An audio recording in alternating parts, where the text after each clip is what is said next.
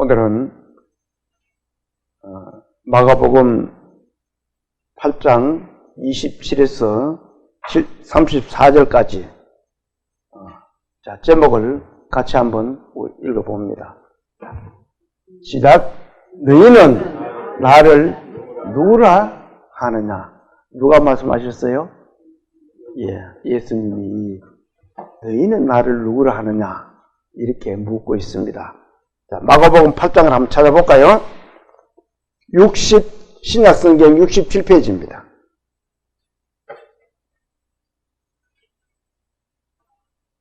자, 찾았으면 제가 읽어보겠습니다.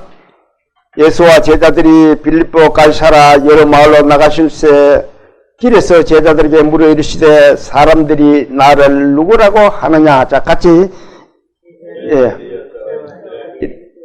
세례 요한이라 하고 들어는 엘리야, 들어는 선지자 중에 하나이다. 또 물으시되 너희는 나를 누구라 하느냐? 베드로가 대답하여 이르되 주는 그리스도시니이다 하매 이에 자기의 일을 아무에게도 말하지 말라 경고하시고 인자가 많은 고난을 받고 장로들과 대제사장들과 서기관들에게 버림받아 죽임을 당하고 사흘 만에 살아나야 할 것을 비로소 그들에게 가르치시되 드러내놓고 이 말씀을 하시니 베드로가 예수를 붙들고 항변하며 예수께서 돌이키사 제자들을 보시며 베드로를 꾸짖어 이르시되 사탄아 내 뒤로 물러가라. 내가 하나님의 일을 생각하지 아니하고 도리어 사람의 일을 생각하는도다 하시고 무리와 제자들을 불러 이르시되 누구든지 나를 따라 오려거든 자기를 부인하고 자기 십자가를 지고 나를 따를 것이니라. 아멘. 잠시 기도드리겠습니다. 천지 만물을 지으시고 인간의 생사 화복을 주관하신 하나님 아버지, 이렇게 주님 부활하신 아침에 찬송으로 예배를 드릴 수 있고 또 주님의 음성을 듣도록 허락하심을 감사드립니다. 주님, 저희들의 연약함을 주님 아시옵니다. 저희들의 마음밭을 잘 갈아주셔서 주님의 음성을 듣고 교훈이 될 수 있도록 저희들의 마음을 붙들어 주시고 이 시간 이끌어 주시옵소서. 지금은 예배를 시작하는 시간입니다. 마치는 시간까지 성령님께서 함께해 주실 것을 부탁드리며 우리를 구원하신 예수님 이름으로 감사하며 기도 올립니다. 아멘. 우리 사람들은 인간관계에서 처음 만난 사람들을 우리가 인사를 합니다.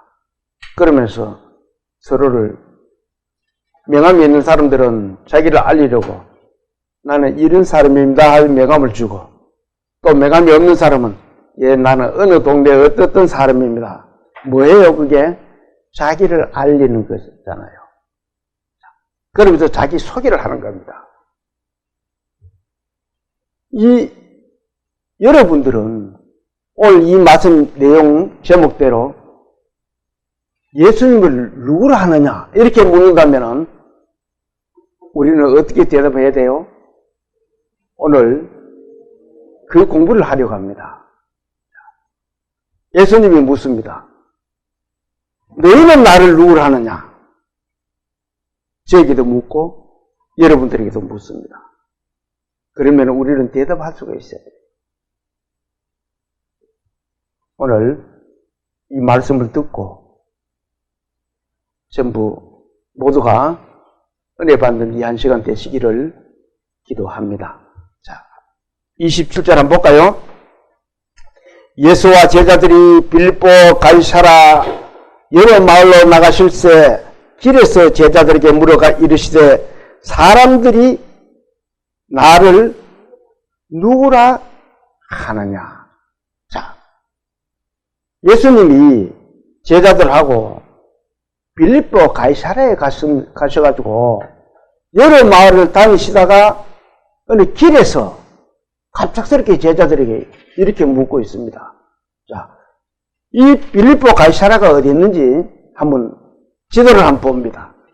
자, 이것이 이스라엘 지도입니다. 이 네모난 속에 예수님이 복음을 전하던 사역지역입니다. 예수님은 이 지역에서 많은 복음을 전하였습니다. 여기 22절에 보면은 22절 한번 읽어볼까요? 자, 22절 같이 한번 읽어봅니다.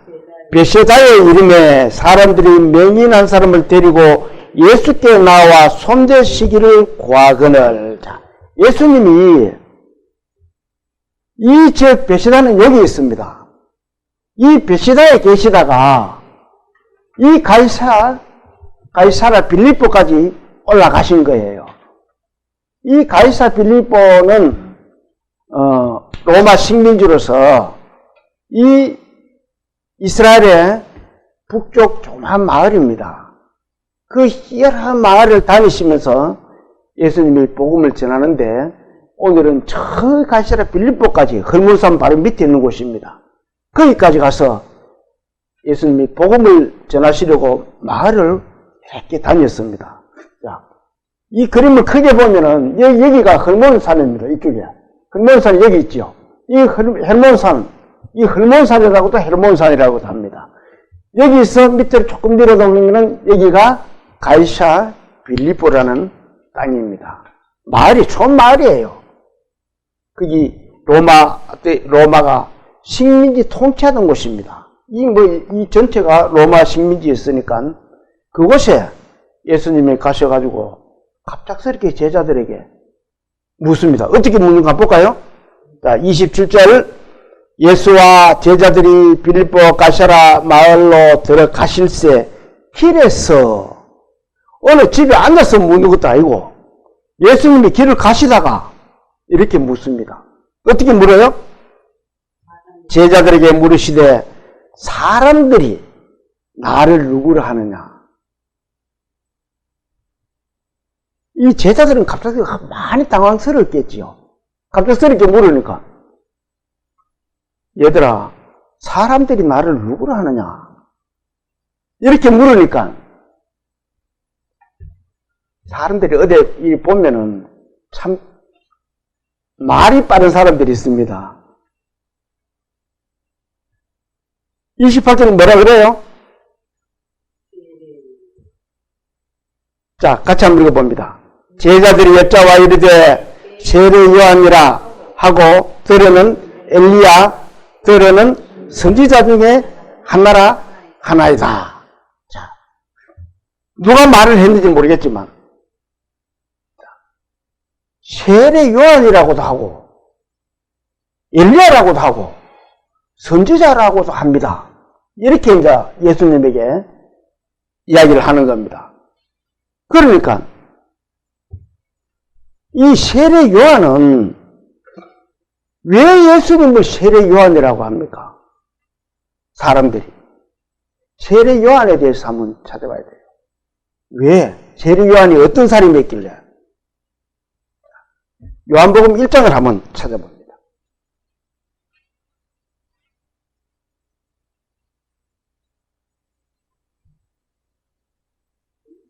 신약성경 141페이지입니다.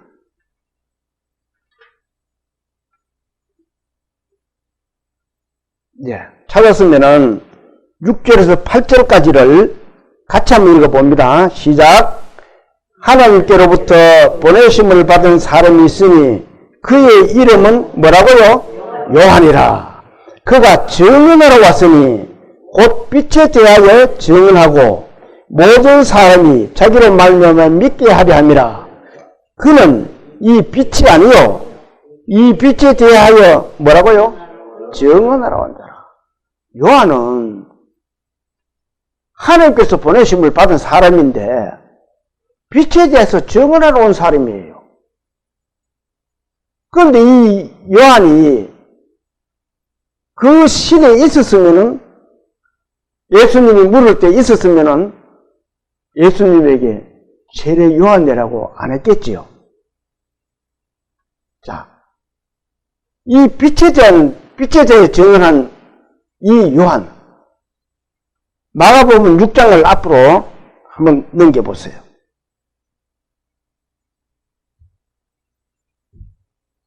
이 신약 선지자 중에서는 이 요한이 유일한 선지자입니다.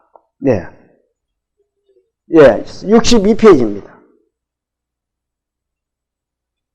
신약성경 62페이지 14절부터 제가 한번 14절부터 제가 읽어볼게요. 마가복음 6장 14절부터 이에 예수의 이름이 드러난지라 헤롯 왕이 듣고 이르되 이는 세례 요한이 죽은 자 가운데서 살아났도다.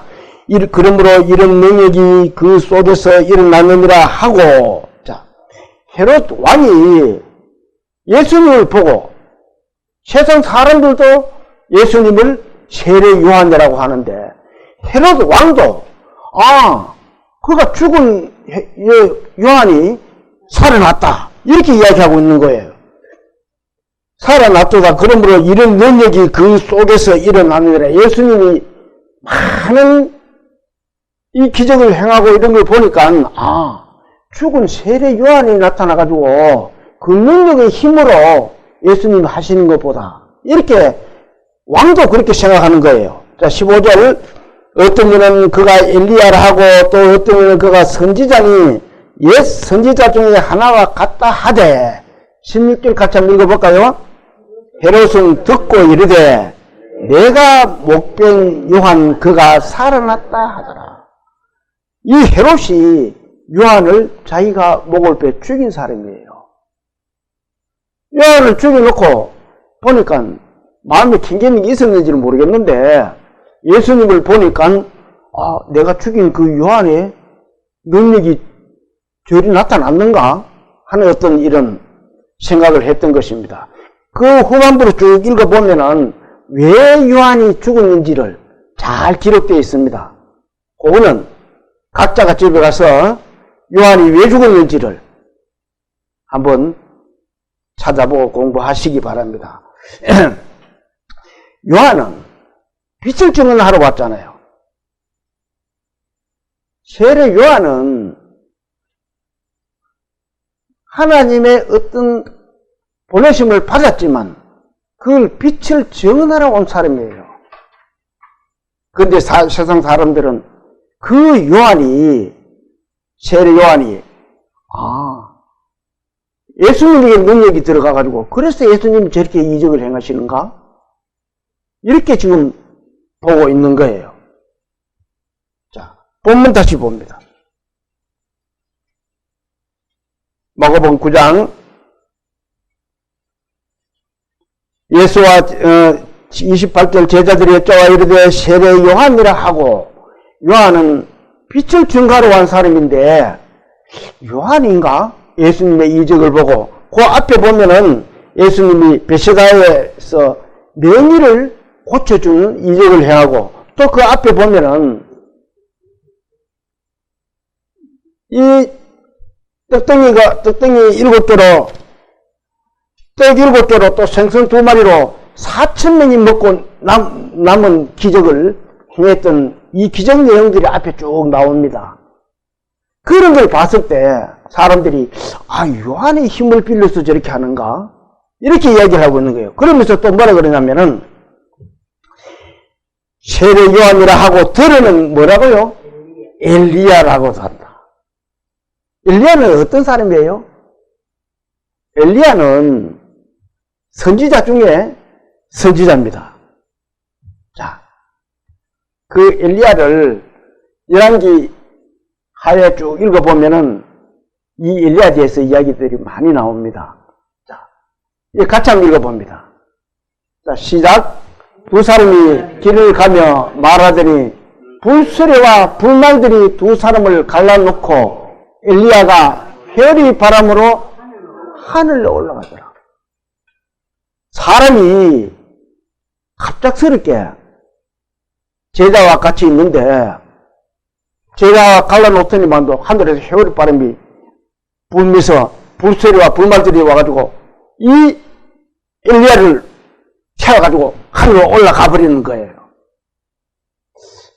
그런 것을 안 이 이스라엘 사람들이나 헤롯 왕은 그러면 엘리야인가? 예수를 보고 엘리야인가? 이렇게 하는 거예요. 이 세상에서 죽음을 거치지 않고 하늘 아래 올라간 사람은 두 사람밖에 없어요. 한 사람은 에녹이고 한 사람은 엘리야입니다. 이 두 사람을 통해서 하나님은 우리에게 많은 것을 암시해주고 가르쳐주고 있는 거예요. 우리도 휴거가 될 수 있다. 간단하게 말하면 그것을 미리 우리에게 보여주는 것이 이 엘리야나 에녹에 대한 내용입니다. 그러면은 하나님이 그들을 그렇게 엘리야를 하나님의 사람으로서 그러면은 예수님을 보고는 엘리야의 힘을 입고 나타난 사람이가 예수를 그렇게 이야기하고 있는 거예요. 또 그러면서 뭐예요? 또 한번 읽어볼까요? 제자들이 여쭤와 이르되 세례 요한이라 하고 들으는 엘리야, 들으는 뭐라고요? 선지자 중에 한 사람이다. 이 구약 성경에는 선지자들이 왕이 없을 때는 거의 선지자들이 이 하나님의 말씀을 대변해서 이스라엘 백성들을 끌어간 거예요. 그 선지자 중에 한 사람이 아니냐 이렇게 사람들은 생각하고 있고 헤롯 왕도 그렇게 생각하고 있다는 겁니다. 이 세상 사람들은 예수님이 그 하신 이전의 기적들을 보고는 이렇게 예수님이 엘리야인가 요한인가 선지자 중에 한 사람인가 이렇게 궁금해하고 있었다는 겁니다. 그런데 그것만 예수님이 물었으면은 제자들이 좀 덜 당황했을 텐데 갑작스럽게 예수님이 또 이렇게 묻습니다. 제자들에게. 한번 볼까요? 29절 같이 한번 읽어봅니다. 또 물으시되 너희는 나를 누구로 하느냐? 베드로가 대답하여 이르되 주는 그리스도시니라 하면 이 사람들이 갑작스럽게 무언가 물으면 당황하지요. 저도 어떤 사람이 뭐 갑작스럽게 물으면 당황함을 느낀 적이 많이 있습니다. 그 길에서 제자들이 그렇게 대답을 하니까 이제는 예수님이 제자들에게 직접 묻습니다. 제자들은 예수님을 거의 3년 동안이나 따라다니면서 예수님을 안다는 예수님의 교육을 받고 거기에는 베드로라는 수제자도 있는데 그런 제자들에게 갑작스럽게 물은 거예요. 그러면은 세상 사람들은 그렇게 말하는데 너희는 나를 누구라 하느냐? 여러분들은 누구라 그래요? 예수님 누구예요? 그러니까 베드로가 이제 이렇게 대답합니다. 자, 같이 한번 읽어볼까요? 베드로가 대답하여 이르되 주는 그리스도시니이다. 그리스도는 기름 부은 자라는 뜻입니다. 그리고 메시아라는 뜻이에요. 자, 이 말씀을 한번 볼까요? 마태복음 16장 16절에 있는 말씀입니다. 자, 같이 한번 읽어봅니다. 시몬 베드로가 대답하여 이르되 주는 그리스도시요 살아계신 하나님의 아들이십니다. 이 마가복음에는 이 말씀은 빠져 있습니다. 그래서 우리는 사복음서를 같이 찾아봐야 돼요. 이쪽에 빠져있는 것은 다른 복음에서 같이 곁들여 놓고 또 이쪽에 빠지면은 또 이쪽에서 또 그걸 부족한 부분을 채워놓고 있습니다. 자, 그리스도시오라고 했는데 이 마가복음에는 마태복음에는 하나님의 아들이시다. 얼마나 중요한 말을 했는지 몰라요. 하나님의 아들이시다. 이 하나님의 아들은, 자,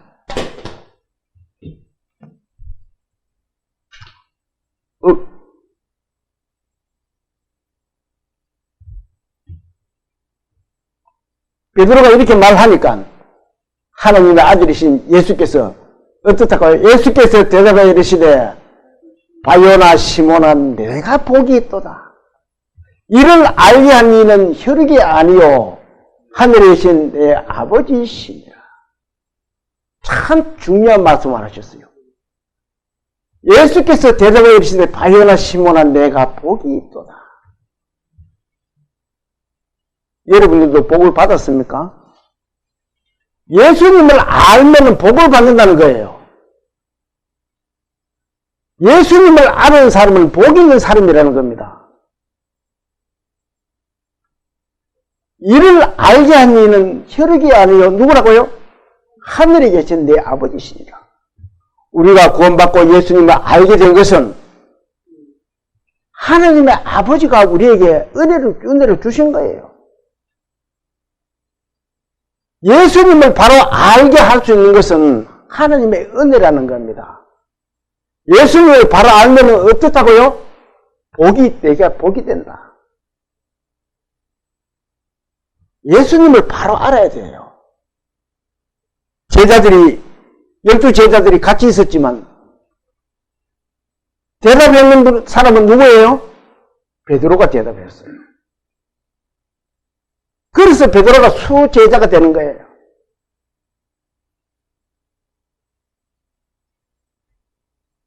모두 교회는 다닌다고 하면서도 많은 사람은 교인은 될 수 있을지라도 예수님을 바로 아는 것이 중요한 겁니다. 예수님이 하나님의 아들이었었구나. 그것을 마음속에 은혜를 깨달은 날이 있어야 돼요. 그래야만이 복이 생긴다는 겁니다. 복이라 있고 이야기하니까, 야, 내가 예수님을 알았으니 세상 돈 나한테 다 들어오겠네. 나는 이제 부자가 되겠네. 이런 것이 아니고, 이 복이란 것은 하나님이 주신 우리의 복은 우리가 하나님의 기업을 받고 우리가 천국 갈 수 있는 복이에요. 그보다 더 큰 복은 세상에 없습니다. 천지 만물을 지으신 아버지가, 하나님 아버지가 내 아버지가 된다는데 그보다 더 큰 복이 어디 있어요? 이 베드로는 이렇게 큰 복을 받은 거예요.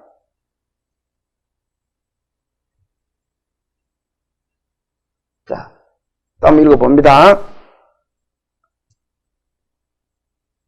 또 물으시되 너희는 나를 누구를 하느냐? 베드로가 대답하여 이르되 주는 그리스도시니이다 하매. 요한복음 1장을 한번 찾아보세요. 그리스도는 아까 요한복음 찾았죠? 또 다시 봅니다. 그리스도가 어떤 분인지를 한번 봅니다.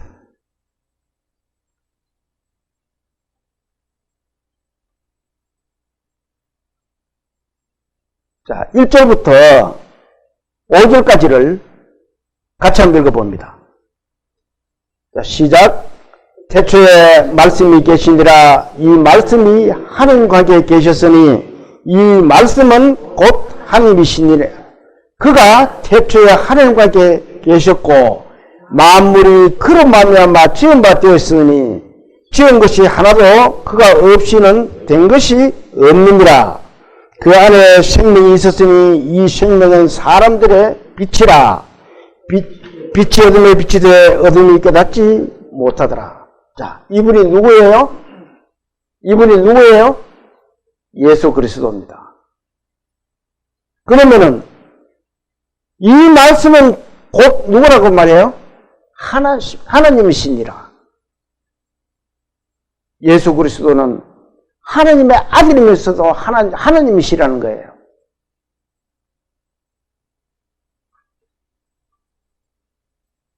또 한번 볼까요? 29절 한번 봅시다. 요한이 이렇게 증언을 합니다. 29절 같이 한번 읽어봅니다. 이튿날 요한이 예수께서 자기에게 나오심을 보고 이르되 보라 세상 죄를 지고 가는 하나님의 어린 양이로다. 예수님이 누구예요? 세상 죄를 지고 가는 하나님의 어린 양이로다. 그 세상 죄 속에는 내 죄도 있고 또 온 세상 사람들의 죄가 다 들어있는 거예요. 그 죄를 지고 가시게 십자가에 돌아가시게 하기 위해서 오신 분이 예수 그리스도라는 겁니다. 그러면은 묻습니다.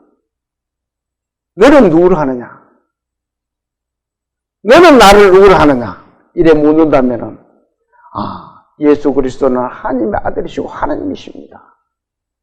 세상 죄를 지고 가는 하나님의 아들입니다. 어린 양입니다. 내 죄를 지고 가신 하나님의 어린 양입니다. 그걸 알아야 된다는 거예요. 예수님이 내 죄를 지고 가셨구나. 그래서 세상에 오신 하나님의 아들이었었구나. 그걸 알아야 된다는 거예요. 다시 본문 한번 넘겨보세요. 29절부터 또 물으시되 너희는 나를 누구라 하느냐? 베드로가 대답하여 이르시되 주는 그리스도시니이다 하매 이에 30절 자기의 일을 아무에게도 말하지 말라 경고하시고 예수님은 복음을 전해야 되는데 왜 제자들에게 아무에게도 말하지 마라. 왜 그랬어요? 저는 이 말씀에서 한참 안 풀렸어요. 예수님 왜 그랬을까? 자기는 다니면서 예수님은 복음을 전하는데 왜 제자들에게는 아무에게도 말하지 말라. 왜 경고를 하셨어요?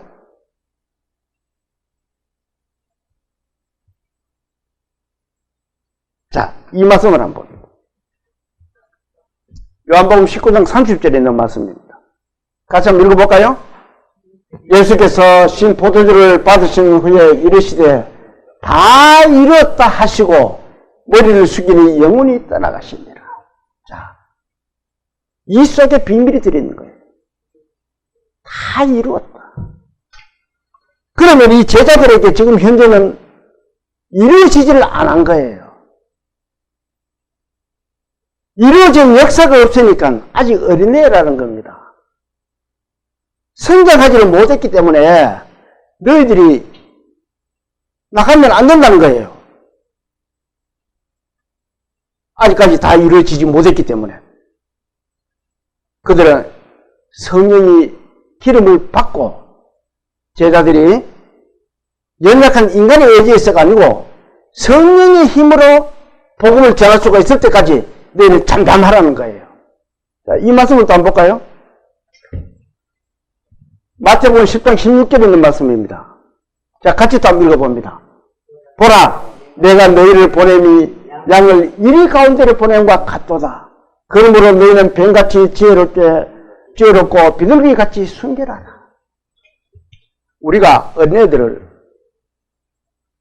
어린애들에게 뭐라고 그럽니까?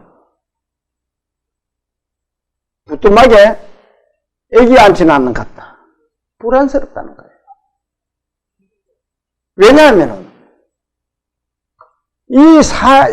아직까지 제자들은 그 마음에 이루어진 사실이 없어요. 성령을 받지 못했기 때문에 그렇다는 겁니다. 사람으로 전할 수 있는 것은 약해요. 연약해요. 그래서 너희를 이리 가운데 보내는 것 같다. 예수님은 제자들을 보내기가 그렇게 마음이 불안스러운 거예요. 그래서 너는 나가서 세상 사람들한테 잡아먹힌다는 거예요. 이리가 뭐예요? 이리할 때 잡아먹힌다는 겁니다. 그러니까 너희는 뱀같이 지혜롭고 비둘기같이 순결해라. 예수님이 부탁합니다. 나이 드신 부모님이 자식들한테 뭐라 그래요? 어디 나가면은 얘야 차 조심해라. 또 뭐 어떻게 조심해라. 항상 부모들은 자식들의 그 안전함을 계속 이야기를 해줍니다. 예수님도 제자들을 봤을 때 부모 같은 마음으로 그 사랑으로 내가 너희를 보내면 이리 앞에 보내는 것 같다. 그렇게 말씀하고 있는 거예요. 사도행전 2장을 한번 찾아봅니다.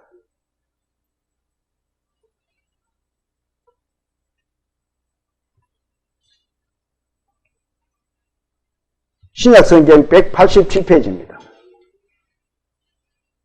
신약성경 187페이지 2장 1절에서 4절까지를 자, 같이 한번 읽어볼까요? 시작. 오순절 날이 이미 이름에 그들이 다 같이 한 곳에 모였더니 호련히 하늘로부터 급하고 강한 바람 같은 소리가 있어 그들이 앉은 온 집에 가득하며 마치 불의 혀처럼 갈라지는 것들이 그들에게 보여 각 사람 위에 하나씩 임하였더니 그들이 다 성령의 충만함을 받고 성령이 말하게 하심을 따라 다른 언어들로 말하기를 시작하니라. 자, 주님 돌아가시고 50일이 되는 날 제자들이 한데 모여 있으니까 성령이 내려온 거예요. 그 성령을 받은 이 제자들이 성령의 충만함을 받고 어떻다 그래요? 성령이 말하게 하심을 따라 했잖아요. 예수님이 잠잠하라 했을 때는 아직까지 너희들은 나가면은 이리때한테 보내는 것 같으니까 이제는 내가 성령을 부어주니까 그 성령의 힘으로 일을 하라는 거예요. 그 성령의 힘으로 일을 하니까 많은 베드로를 아는 사람들이 저 사람이 공부도 하지 않았던 사람이 어쩌면 저렇게 말을 잘할까? 희한하네. 경상도 말로. 이렇게 이야기를 합니다. 자, 성령으로 말씀을 전하니까 어떻게 돼요?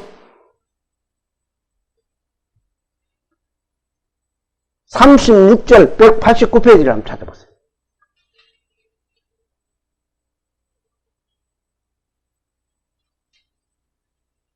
36절부터 제가 읽어보겠습니다.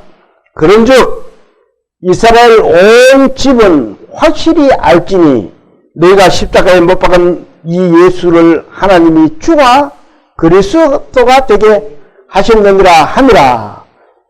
자, 같이 38절까지 같이 읽어봅니다. 그들이 이 말을 듣고 마음에 찔려 베드로와 다른 사도들에게 물어 이르되 형제들아 우리가 어찌할꼬 하거늘 베드로가 이르되 너희가 회개하여 각각 예수 그리스도의 이름으로 세례를 받고 제사함을 받으라. 그리하면 뭐 한다고요? 성령의 선물을 받는다. 제사함을 받으면 성령의 선물을 받는다 그래요. 그 성령의 선물을 받은 이 베드로와 제자들은 39절부터 읽어볼게요. 이 약속은 너희와 너희 자녀와 모든 먼데 사람 곧 주 우리 하나님이 얼마든지 부리시는 자들에게 하신 것이라 하고 또 여러 말로 확정하여 권하여 이르되 너희가 이 폐역한 세대에서 구원을 받으라 하니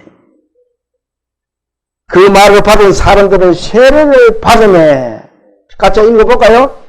이날의 신도의 수가 3천이나 되었다.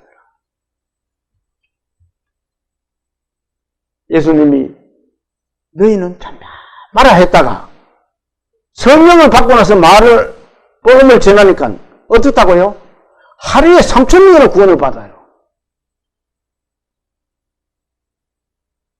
그래서 예수님이 아직 때가 이루어지지 않았으니까 너희는 잠잠하라는 거예요. 성령을 받고 복음을 전하면은 이렇게 큰 이적들이 일어날 수 있다는 거예요. 하루에 3,000명 구원받는다는 게 그때 인구가 지금으로 생각해 보면은 지금하고는 엄청난 차이가 있겠죠. 그런데도 많은 사람들이 하나님 앞으로 돌아왔는 거예요. 그들이 42절 그들이 사도의 가르침을 받아서 서로 교제하고 떡을 떼며 오로지 기도하고 힘쓰니라. 그렇게 많은 사람들이 구원을 받는다는 겁니다. 그런데 예수님을 제자들은 예수님이 그리스도로 메시아로 이렇게 생각을 했어요. 그런 제자들에게 또 예수님은 또 갑작스럽게 큰 충격을 주는 말씀을 하시고 계십니다. 자, 본문 한번 찾아볼까요? 31절 본문 찾아보세요.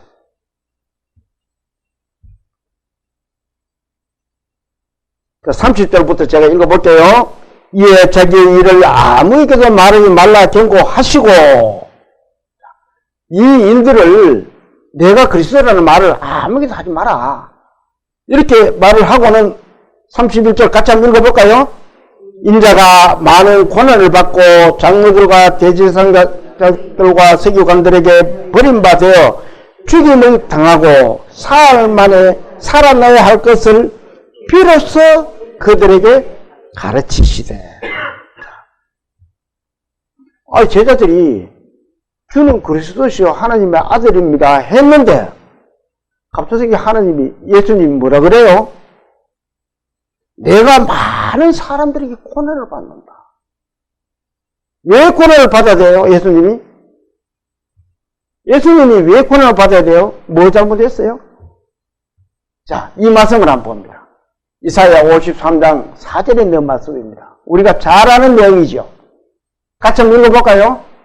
그는 실로 우리의 질고를 지고 우리의 슬픔을 당하였거늘 우리는 생각하기를 그는 징벌을 받아 하나님께 맞으며 고난을 당한다 하였노라. 누구 때문에 그래요? 누구 때문에? 예수님이 왜 고난을 받는다 그랬어요? 우리의 죄 때문에 그런 거예요. 또 한번 볼까요? 5절 또 같이 한번 읽어봅니다. 그가 찔림은 우리의 허물 때문이라. 그가 상함은 우리의 죄악 때문이라. 그가 징계를 받음으로 우리는 평화를 누리고 그가 채찍에 맞음으로 우리는 나음을 받았다. 예수님이 여기서 말하는 이 고난을 받는 내용입니다. 왜 내가 고난을 받아야 되는지를. 그 고난은 나를 위해서 내 죄 때문에 고난을 받는 거예요. 예수님이 그 고난을 받았기 때문에 우리는 평화를 누리고 그가 채찍으로 맞음으로 우리는 나음을 입었도다. 예수님의 고난은 나를 구원하기 위해서 이렇게 고난을 받는다라고 이야기를 하고 있습니다. 또 한번 볼까요? 인자가 많은 고난을 받고 장로들과 대제사장들과 서기관들에게 어떻게 되었다고요? 버림받아요. 장로들과 대제사장들과 서기관들에게 버림받아요.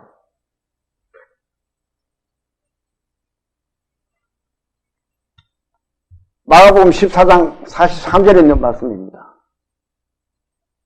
같이 한번 읽어볼까요?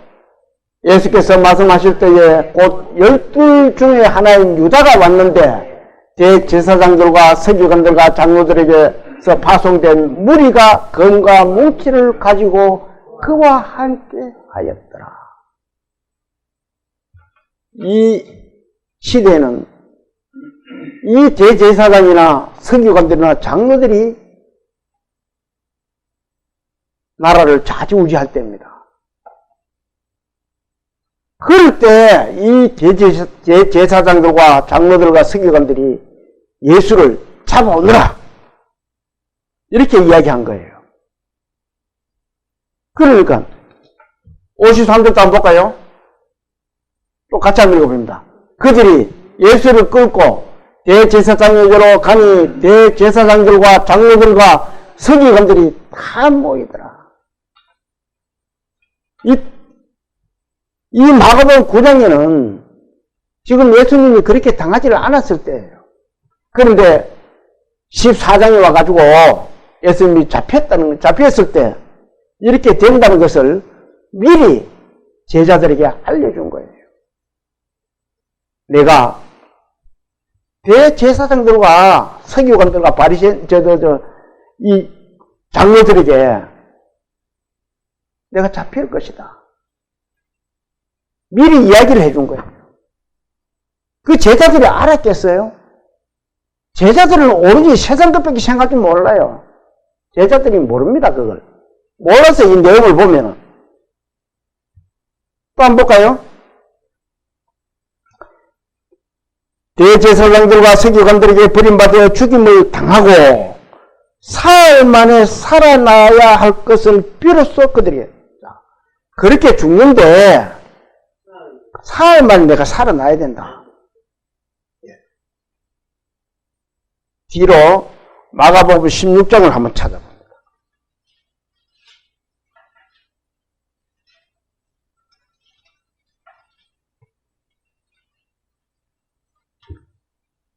그러면은 살아나야 된다고 앞에 이야기를 했으면은 살아나야 되잖아요. 살아나지 않았으면은 예수님이 거짓말하는 것밖에 안 됩니다. 자, 16장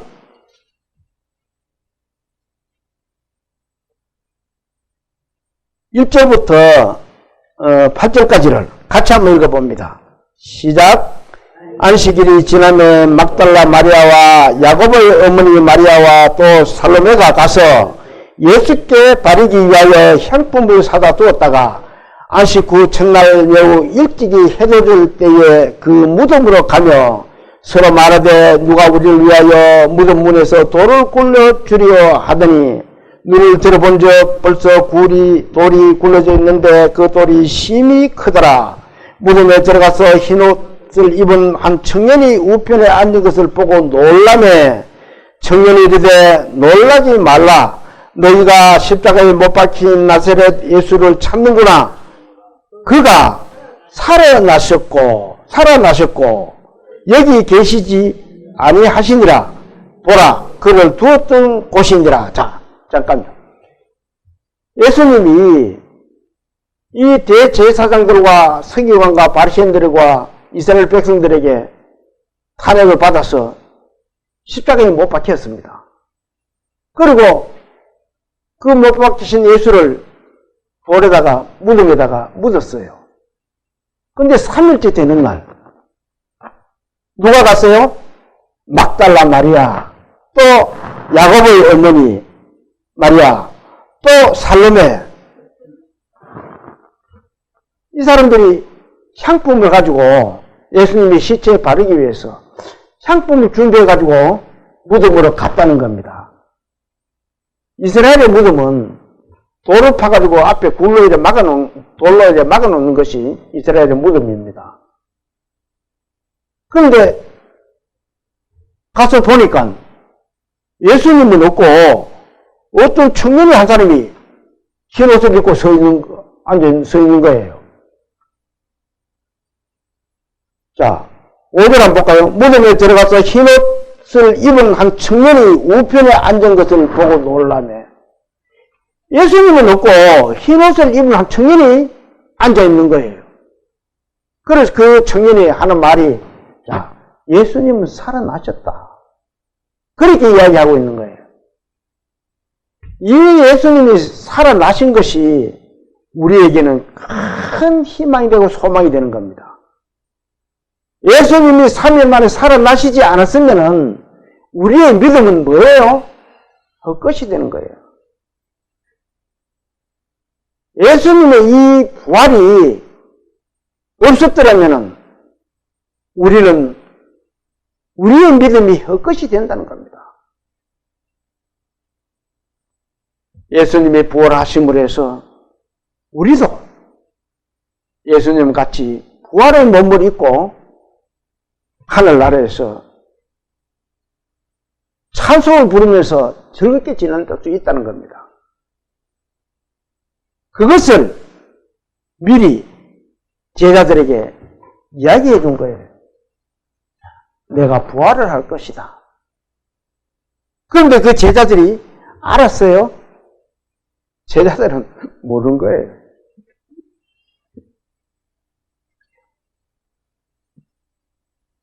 자, 본문 한번 봅시다.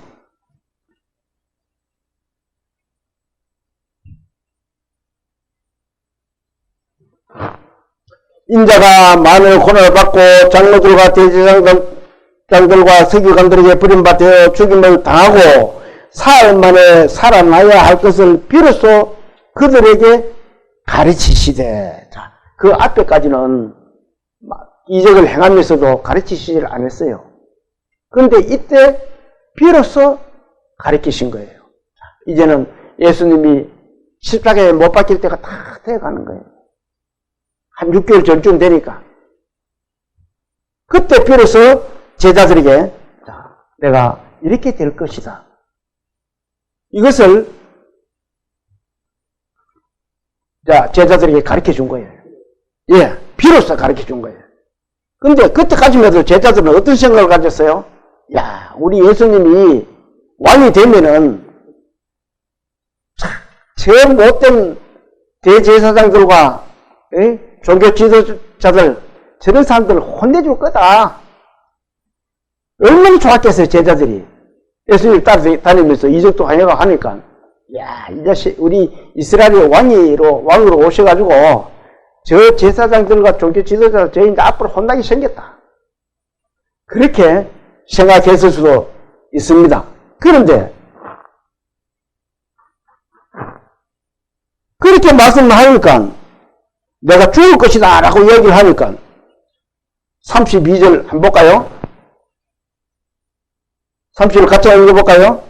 들에 내놓고 이 말씀을 하시니 베드로가 예수를 붙들고 어떻게 한다고요? 한변을. 베드로가 한변을 하는 거예요. 그저 베드로가 한변하고는 그저 말하는 거하고는 다릅니다. 그렇잖아요. 절대 그럴 수 없습니다. 왜 예수님 그런 말씀 하십니까? 말하자면 그렇다는 겁니다. 예수님은 절대 그렇게 돌아가실 분 아닙니다. 그런 말씀 함부로 하지 마세요, 예수님. 이렇게 예수님에게 말을 합니다. 자, 이 말씀을 한번 볼까요? 아까 받는 말씀입니다. 시몬 베드로가 대답하여 이르되 주는 그리스도시요 살아계신 하나님의 아들이시니이다. 이렇게 말하는 베드로를 예수님이 칭찬을 하신 거예요. 예수께서 대답하여 이르시되 바요나 시몬아 내가 복이 있도다 이를 알게 한 이는 혈육이 아니요 하늘에 계신 내 아버지시니라. 이렇게 칭찬을 받았는데 그 칭찬을 받고는 베드로는 야, 내가 이렇게 한변을 하면은 더 큰 칭찬을 받을 수 있을런가 생각했는지도 모르겠어요. 그러니까요. 예수님 그런 것이 아닙니다. 절대로 그럴 수 없습니다. 이러면서 한변을 한 거예요. 그렇게 한변을 하니까 어떻게 됐어요?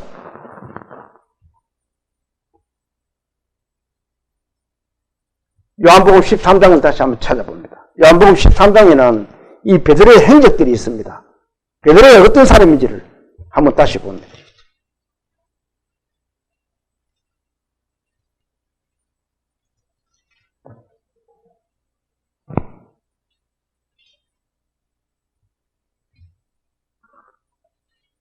(33절) 170페이지입니다. 33절 같이 한번 읽어볼까요? 자, 찾아서 170페이지 13장 33절. 예, 자, 시작. 작은 자들아, 내가 아직 잠시 너희와 함께 있겠노라. 너희가 나를 찾을 것이나 일찍이 내가 유대인들에게 너희는 내가 가는 곳에 올 수 없다고 말한 것과 같이 지금도 너희에게도 이르노라. 예수님이 앞에 그렇게 말씀했습니다. 내가 죽을 것이다. 이렇게 말씀하고는 이 요한복음에 내가 세상 사람들에게 내가 갈 것이다. 내가 가고 없다. 그렇게 하는 것을 너희도 알아라. 이렇게 이야기를 하니까 자, 한 장 넘기면 36절 제가 읽어볼게요. 시몬 베드로가 이르되 주여 어디로 가시나이까? 예수께서 대답하시되 내가 가는 곳에 내가 지금은 따로 올 수 없으나 후에는 따라오리라. 자, 베드로가 묻습니다. 어디로 가십니까 주님? 37절 베드로가 이르되 주여 내가 지금은 어찌하여 따라갈 수 없나이까? 주를 위하여 내 목숨을 버리겠나이다. 자, 베드로의 용기가 대단하지요. 내가 목숨을 바치서라도 주를 따라가겠다. 이렇게 얘기를 하고 있습니다. 그러니까 38절 예수께서 대답하시되 내가 나를 위하여 내 목숨을 버리겠느냐? 내가 진실로 진실로 내게 이르노니 닭 울기 전에 내가 3번 나를 부인하리. 내가 지금은 이렇게 말하지만 내가 닭 울기 전에 네가 3번 변할 것이다. 부인하리라. 부인한다는 겁니다. 그렇게 베드로가 자신만만하던 베드로, 이 베드로는 어떻게 보면은 저와 나도 그렇고 여러분들과 같은 생각입니다. 우리가 예를 들어 예수님이 그렇다 그러면은 아이고 예수님 그러지 마세요. 그럴 거예요.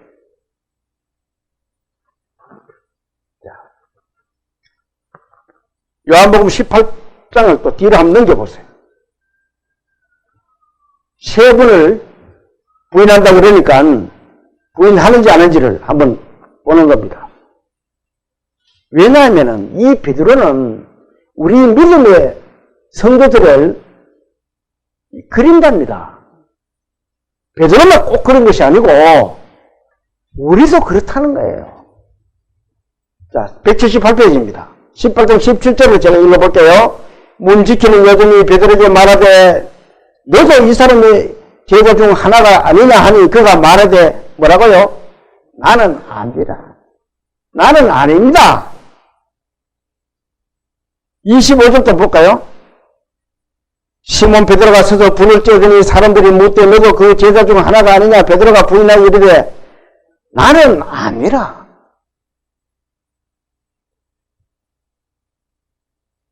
자, 26절부터 27절 같이 한번 읽어봅니다. 대제사장의 종 하나는 베드로에게 귀를 잘린 사람의 친척이라 이르되 내가 그 사람과 함께 동산에 있는 것을 내가 보지 아니하였느냐. 이에 베드로가 또 부인하니 곧 닭이 오니라. 네가 닭 울기 전에 3번 부인하려고 그랬는데 진짜 3번 부인하고 나니까 어떻게 해요? 닭이 우는 거예요. 자, 이 말씀을 또 한번 봅니다. 마태복음은 또 이렇게 기록되어 있어요. 26장 74절에 있는 말씀입니다. 같이 한번 읽어볼까요? 그가 저주하며 맹세하여 이르되 나는 그 사람을 알지 못하노라 하니 곧 닭이 울더라. 저주를 했대요. 예수님을. 또 그리고 75절을 보면은 같이 한번 읽어볼까요? 이에 베드로가 예수의 말씀에 닭 울기 전에 내가 3번 나를 부인하리라 하심이 생각해서 밖에 나가서 심히 통곡하더라. 저는 이 말씀을 보면서 주님, 저도 베드로입니다. 저도 저런 위험에 따르면 내 목숨을 경각에 달리는 어떤 예수님 때문에 그렇게 당하면은 저는 어떻게 할는지 저는 모릅니다. 저도 베드로같이 할 수밖에 없을 것 같습니다. 그 생각이 드는 거예요. 이 베드로의 일은 나와 여러분들의 생각과 같은 거예요. 이 죽음 앞에 있는 베드로가 이렇게 부인하지 않을 수가 없는 거예요. 그래서 밖에 나가서 슬피 심히 통곡한다. 우리도 그렇게 부인하고 난다면은 밖에 나가서 심히 통곡하고 울 거예요. 아, 내가 왜 그리 부인했던가? 그런데 이때까지만 해도 부인할 수밖에 없는 이유가 성령을 그들에게 받지를 못해서 그래요. 성령을 받고 난 제자들은 그때부터 목숨을 버립니다. 자, 본문도 한번 볼까요?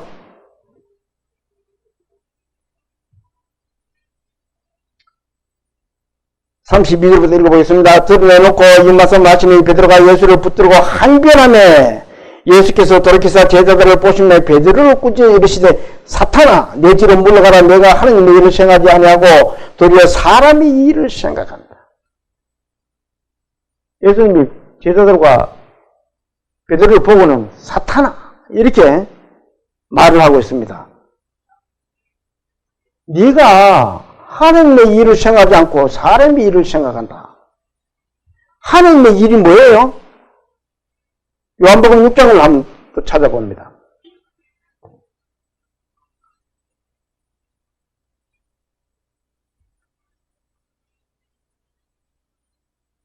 (30) 153페이지입니다. 37절부터 제가 읽어볼게요. 아버지께서 내게 주시는 자는 다 내게로 올 것이요 내게 오는 자는 내가 결코 내쫓지 아니리라. 내가 하늘에서 내려온 것은 내 뜻을 행하려 함이 아니요 나를 보내신 이의 뜻을 행하려 함이니라. 나를 보내신 이의 뜻은 내게 주신 자 중에 내가 하나도 잃어버리지 아니하고 마지막 날에 내가 다시 살리는 이것이니라. 내 아버지의 뜻은 아들을 보고 믿는 자마다 영생을 얻는 이것이니 마지막 날에 내가 이를 다시 살리리라 하시니라. 예수님의 이 베드로나 제자들은 예수님의 뜻을 모르는 거예요. 예수님은 하나님의 뜻을 이루기 위해서 오신 분입니다.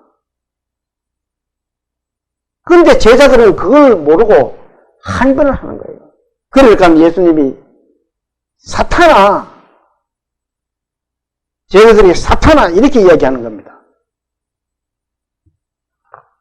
이 하나님의 뜻을 모르는 제자들은요,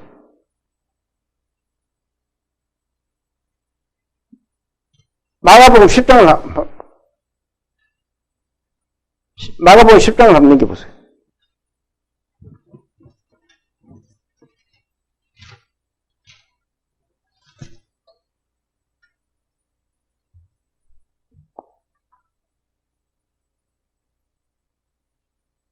(35절에서)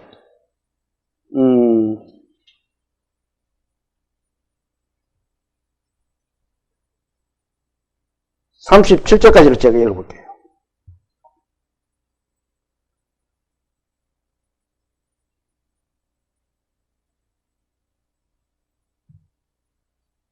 세베대의 아들 야고보와 요한이 주께 나와 여쭈되 선생님이여 무엇이든지 우리가 구하는 바를 우리에게 하여 주시기를 원하옵나이다. 이르시되 너에게 무엇을 하여 주기를 원하느냐. 제자들이 예수님에게 우리가 원하는 것을 하여 주십시오 하고 이렇게 부탁을 하는 겁니다. 37절 같이 한번 읽어볼까요? 여짜오되 주의 영광 중에서 우리를 하나는 주의 우편에 하나는 좌편에 앉게 하여 주옵소서. 하나는 좌편에 하나는 우편에. 이게 뭐예요? 예수님이 왕이 되면은 나를 하나 좌위 정도 시켜주고 또 하나는 우위 정도 시켜주고, 이 제자들은 예수님이 세상의 왕으로 오신 줄 알아요. 그래서 예수님이 너희가 세상 일을 생각한다. 사탄의 일이다 그것은. 그런데 그렇게 이 세베대 야고보와 요한이 세베대 아들 야고보와 요한이 그렇게 말을 하니까 41절 한번 봅시다. 같이 읽어볼까요? 시작. 10 제자가 듣고 야고보와 요한에 대하여 뭐 한다고요? 화를 냈다. 얼마나 이게 인간적이고 육신적입니까? 이 야고보와 요한이 예수님에게 나는 자유적 우인해 주십시오 하고 이야기를 하니까 부탁을 하는 것을 제자들이 들은 거예요. 그러니까 제자들이 막 그들에게 이 야고보와 요한에게 화를 낸 거예요. 니가 제자냐? 우리도 제자다. 말하면은 응? 나도 우회전할 수 있고 니도 좌회전할 수 있다는 겁니다. 그것을 안 예수님은 그것이 사람의 일이다. 자, 본문 한번 넘겨보세요. 33절 예수께서 돌이키사 제자들을 보시며 베드로를 꾸짖어 이르시되 사탄아 내 뒤로 물러가라. 내가 하나님의 일을 생각하지 아니하고 도리어 사람의 일을 생각한다. 이 제자들은 예수님 따라다니면서 아직까지도 사람의 일밖에 모르는 거예요. 그러니까 예수님이 너희는 나를 누구를 하느냐 이렇게 묻는 거예요.